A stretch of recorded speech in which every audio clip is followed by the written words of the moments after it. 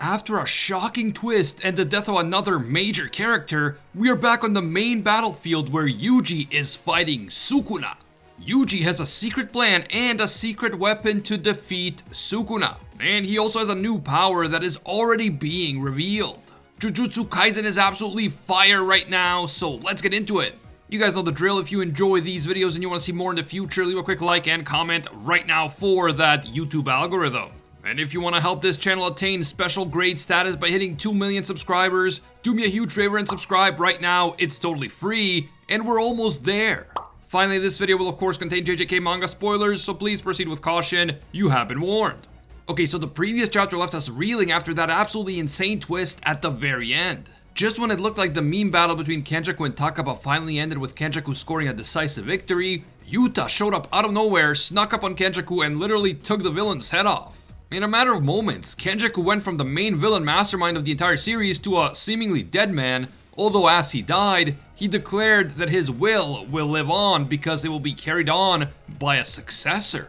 The two big questions that we were left with at the end of that chapter were, who is this successor, and will Kenjaku really die, or will his brain parasite thingy find a way to survive even after its host dies? The latest chapter brings us back to the main battlefield and the epic battle against Final Form Sukuna.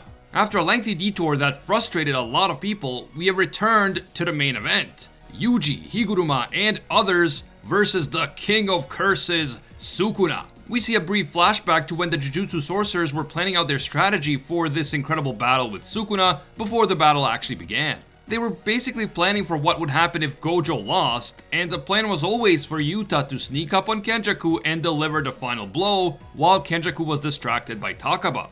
So it seems that things actually went exactly as planned, at least for now. During the flashback, we also learned that Miwa apparently can't fight anymore because she placed a binding vow on herself back in Shibuya. In exchange for the power to attack Kenjaku, she made the vow that she would never pick up a katana again.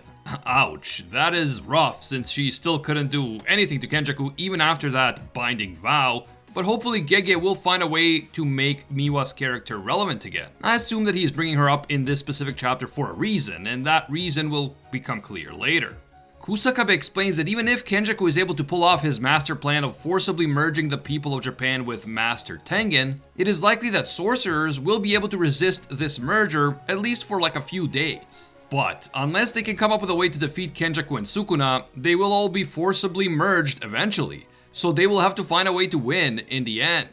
Kusakabe tells everyone present that only people who are actually willing to die should be taking part in this fight, and the others should only be there for support. Since Kashimo made it clear that he wants to challenge Sukuna right after Gojo, Higuruma volunteers to go after Kashimo. Higuruma's curse technique and his Judgment Shikigami have the power to potentially confiscate Sukuna's cursed energy, which could be a decisive factor in ultimately defeating Sukuna. And if Higuruma can manage to get a death penalty for Sukuna, he will be able to attack him with the Executioner's Sword, which would obviously be a great asset since this sword is believed to be able to kill literally anyone, even the King of Curses. A lot of things will have to go the right way for the plan to actually work, and there is no guarantee that they will succeed in convicting Sukuna of the death penalty or even the lesser penalty of losing his curse technique. But the sorcerers believe that this is one of their best options, so it's worth a shot. It is important to note at this point that many believe that Sukuna actually possesses more than one curse technique, so it's possible that even if one of those curse techniques is confiscated,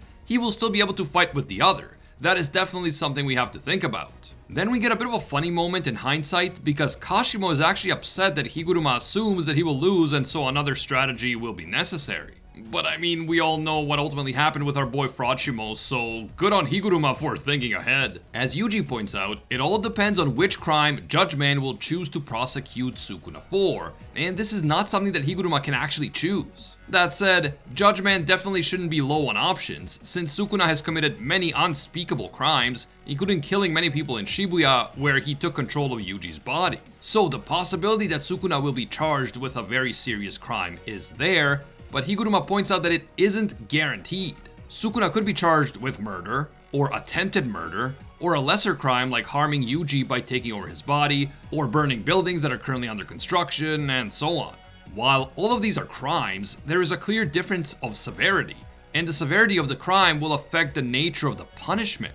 Furthermore, there could be some leeway for Sukuna regarding crimes that were committed as a result of his fingers, which are cursed objects. Sukuna may be indirectly responsible for some of these acts, but he may receive a lesser sentence. Higuruma explains that for a single murder, the punishment is usually 10 to 15 years in prison. For 2 murders, it's life imprisonment or a death sentence, and for unaliving more than 2 people, the culprit is basically guaranteed a death sentence. Then we go even deeper into the intricacies of Japanese criminal law, and I won't bother you with more of that here, but basically the sorcerers can't guarantee that Sukuna will receive the harshest penalty. In fact, there is about a 30% chance that he will get the death sentence, and 70% chance that he will receive a lesser punishment. That's because along with murders, Sukuna has committed countless other minor crimes, like say, destruction of property. And if he's charged with one of these lesser crimes, then the punishment might be negligible and the whole plan will be for nothing. There's also the question of whether the crimes Sukuna committed in the past, like during the Heian era, are still crimes that can be prosecuted in modern Japan. There technically isn't a statute of limitations on murder, but at the same time, in the Heian era, laws were completely different. So how can you charge someone with a crime that wasn't legally a crime back when it was committed? Honestly, kudos to Jujutsu Kaisen. They managed to combine extremely dense legal matters with a high-stakes, epic shonen showdown. And I don't think that I've seen something quite like that before. It's definitely unique and interesting, and no, I'm totally not frustrated by the fact that now I pretty much have to become a qualified Japanese lawyer just to review Jujutsu Kaisen chapters. I'm totally cool with that, you guys. Thanks, Gege.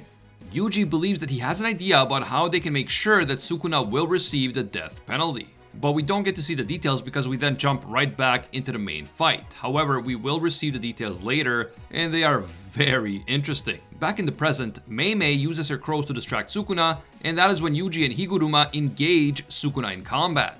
Yuji bravely faces Sukuna in hand-to-hand combat, punching and jumping and doing anything in his power to hold his own. Sukuna is both surprised and amused by Yuji's boldness, and Higuruma is able to use the precious few seconds that Yuji buys him to activate his domain and trap Sukuna within it. And this is when we learn what Yuji's big plan was. The way that they are going to narrow down the possible crimes for which Sukuna will be charged is to make it a sort of retrial for the Shibuya massacre. Since Yuji is also inside the domain, he is kind of a co-defendant along with Sukuna because they were both involved in the Shibuya massacre. However, because Yuji was not in control of his own body at the time, he was spared. But Sukuna was the one in control, so now there will be a retrial with Sukuna as the main defendant. At least that is how I understand it. And of course, the penalty for a crime as severe as a massacre is definitely a death sentence. A lot of focus has been placed on Judgment in this chapter, and I think that Higuruma's domain could be an amazing asset against Sukuna, but I don't think that it will be enough. The main goal here is to get the Executioner's sword, which has the ability to kill anybody, even Sukuna, and then after the sword is obtained, they want to use it to kill Sukuna. But let's be real, we all know how shonen works, and there is no way that a side character like Higuruma will be the one to kill Sukuna. So I'm thinking that we will get to see the Executioner's sword in action, but what if someone else is the one who wields it against Sukuna? What if Yuji combines his new powers with the Executioner's sword in order to finally win back his main character status after the death of Gojo? Yuji is clearly undergoing a physical transformation, and we've known ever since Gojo first mentioned it in like chapter 12 that Yuji's body will eventually learn to use Sukuna's innate technique. Now, just imagine if Yuji had the same curse technique as Sukuna and then combined it with the Executioner's sword, a legendary object that has the power to kill anyone. And it just happens to be an object used for cutting and slashing, literally the one weapon that is most compatible with Sukuna's innate technique. Imagine that, final form Sukuna against Yuji with Sukuna's curse technique and the Executioner's sword. That would be absolutely epic to watch, but even then I feel that Sukuna's advantage is just too big. But that is when Yuji's secret soul manipulation ability may finally come into play. If you want to know more about Yuji's new power and his ability to manipulate souls, which has been foreshadowed ever since his fight with Mahito, check out my full video on Yuji's new power, link on screen and in the description. If you guys enjoyed this video and you want to see more in the future, leave a quick like to let me know. Man, if you want to help this channel attain special grade status by hitting 2 million subscribers, do me a big favor and subscribe. We are so close.